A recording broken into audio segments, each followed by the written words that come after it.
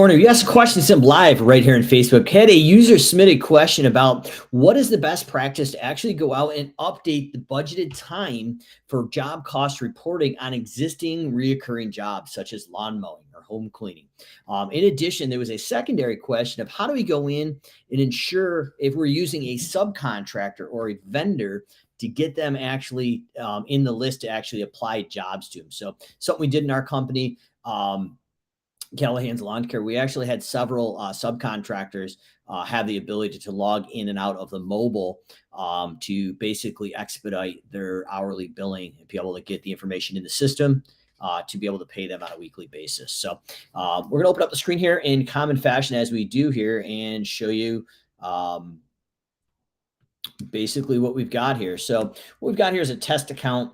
And the first question is, what is the best practice to go in and update the budgeted hours on a job year after year if you don't have the right numbers in there or you've changed your hourly goal? So if we went from $80 to $85 now, we need to update those budget hours to reflect that hourly goal. So first thing we're going to do is we're going to go in here and I'm going to go into a one-time lawn mowing, but this would be a reoccurring mowing, but same idea here.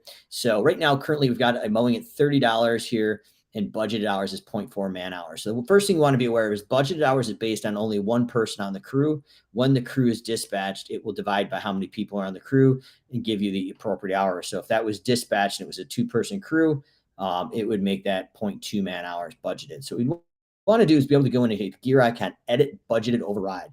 This is what we want to do on every job at least once a year, or if you haven't updated your budgeted hours and you've gone through some job costing and financial work with the Simple Growth team, this is what we recommend doing on previous stuff before we worked with you.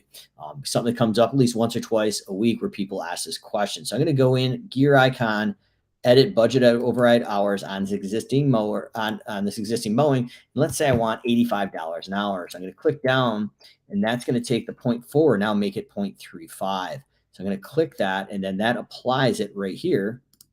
And I would go down and hit save. Now, if this is a reoccurring job, the upcoming jobs would be here and all the new upcoming jobs would be based on the new 0.35. So once again, we want to go into every job that's reoccurring moving forward or the new hourly rates, or if you haven't updated these and you've kind of guessed, edit budgeted override hours. We plug in the dollar amount, so $85 an hour. We click down and we're going to hit 0.35. And that applies the 0.35 here, and we'd hit save. So now moving forward, we have accurate budgeted hours for all our jobs based on our hourly goal.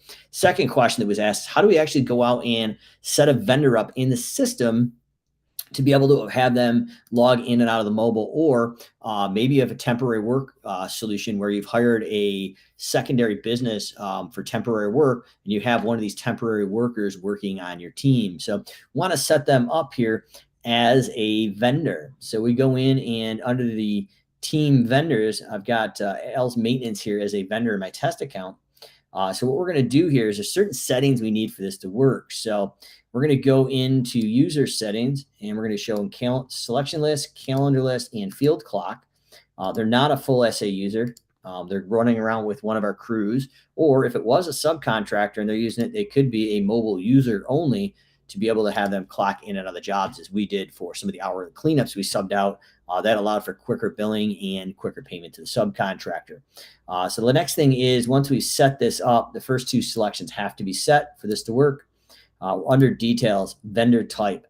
So this is where it doesn't show up unless you set this up. We need to go in and actually set them up as a contractor. Once we hit save, now we'd also need a resource code.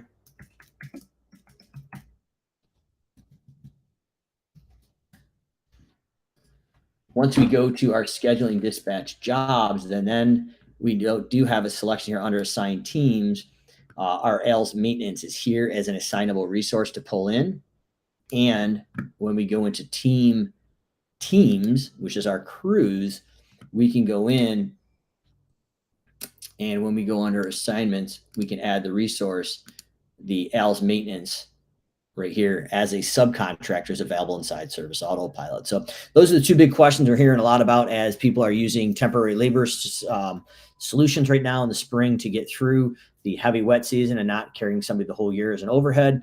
So that's how we get them in. And we also want to make sure we have accurate job costing. So in order to have accurate job costing, we need to have accurate budgeted hours. So that's how you go in and update those as well. So any other questions, feel free to drop them as a private message or an email where we answer the questions here live on Facebook. Callahan's Corner, if you have some questions, we answer them live right here on Facebook.